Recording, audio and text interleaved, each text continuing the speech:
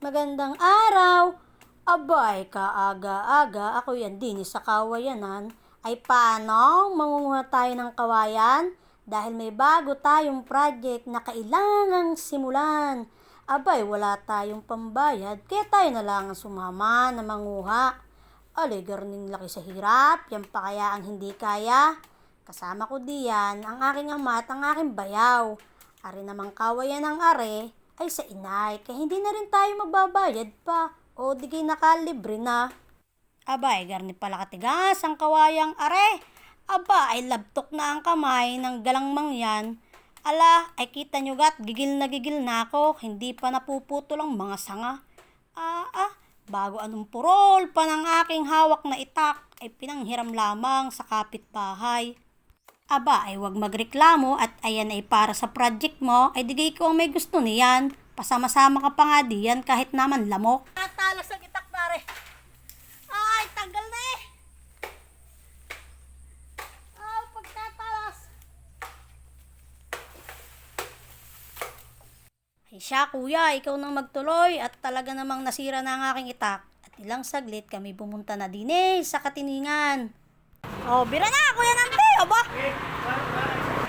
Sarap ng buhay ni Kuya Nante ngayon Ang dami mong mga diskarte, no? Hindi pwedeng sipag lang, dapat may diskarte, no, Kuya? Sa totoo lamang, ako'y tuwan-tuwa, kakwentuhan yung mga ganyang business-minded. Abay, nakaka-inspired baga. Minsan, mapapaisip ka na sana yung aking munting negosyo, lumago din ang katulad nila. Noong mga panahon na ako'y nasa kalakalan niya sa may tanawan, aba ay tuwan-tuwa ako kapag nakakausap ko yung mga negosyante.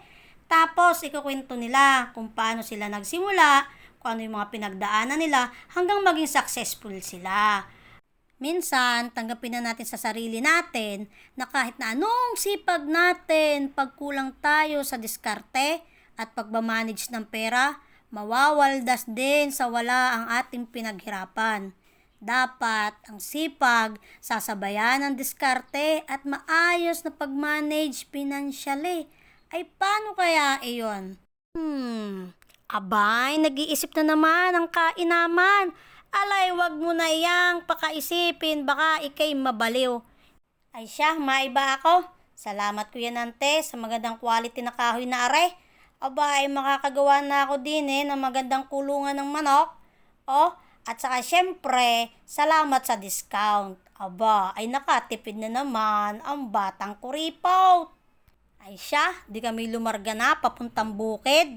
At para masimula ng kulungan, are ay luma naming pigire. At dahil mahirap makipagsapalaran sa babuyan, susubok muna tayo kahit konti sa manukan. Alay, ako ang tagaputol at tagayasyas ng kawayan. Ayan lang naman ang kaya kong iambag. Abay, kala mo din naman ay karpintero kung makadali, may pagsukat ding nalalaman Di biro ang garning gawain. Abay, anong pagkasakit ng aking kamay at katawan kinabukasan. Ika nga ay walang madaling trabaho, pero walang mahirap na gawain kung ikaw naman ay pursigido. Mahirap umasa sa kapalaran, kaya kailangan din nating makipagsapalaran. Abay, gayon naman talaga ang buhay. Kung hindi mo susubukan, abay hindi mo malalaman. Maikwento ko lamang sa inyo. Abay, ang uso ko'y napaghampas ng kawayan. Aba, ay paano ba naman pag biak ko? Aba, ay tumama sa nguso ko yung kalahati ng kawayan. Ay di pakloy ang uso ng anak ng inay. Ala, ay hindi ko na ipinakita at baka naman kayo mautas pa katatawa. Alam ko kung pinagtatawanan niyo ako no ako'y nahabol ng baka. Tapos sasamahan ko pa ng gayon, ay di lalo ng katawa-tawa.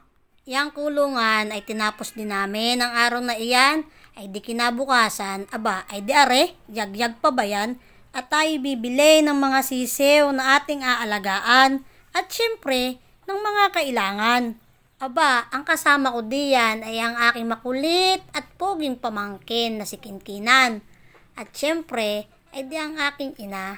Are, ang ating mga pinamiling sisiw. Aray 30 piraso lamang at tayo susubok pa lamang. Baga namang ang alam lang ay maging gwardya at tindera ay susubok ngayon sa paghahayupan. Dini sa amin ay may araw laang ang pagdating ng sisiw. Kaya kailangan pag dumating ang sisiw ay makabili ka agad at baka ikay maubusan. At syempre, bago natin ilagay ang ating mga sisiw, kailangan muna nating linisan dahil ari lumang pigire. Ay di ginamitan natin ng tubig, sabon at saka sunrox. Ala, ay ligo man din kami habang nagkukuskus. Ang aking katulong diyan ay ang aking ina, nakapakasuportive. Talaga namang yas-yas ang bawat gilid ng pigire ay para matanggal ang mga viruses. Aring pigiring ere ay ilang taon nang hindi nagagamit. Ay dati namang susubukan kung magiging epektibo sa manukan. Ay kailangan natin sumubok ng panibago para malaman. Ay di pagkatapos matayo ay inilagay na namin ang aming mga alagang sisiw. Aray 30 piraso lang ha. Ay 65 ang isa, kaya ari lang muna ang ating panimula. Ay siya, kayo magpapalakas ha, at kayo ay lalaki ng malusog. Siya, diyan na kayo, ako'y magtitinda pa. Bye-bye!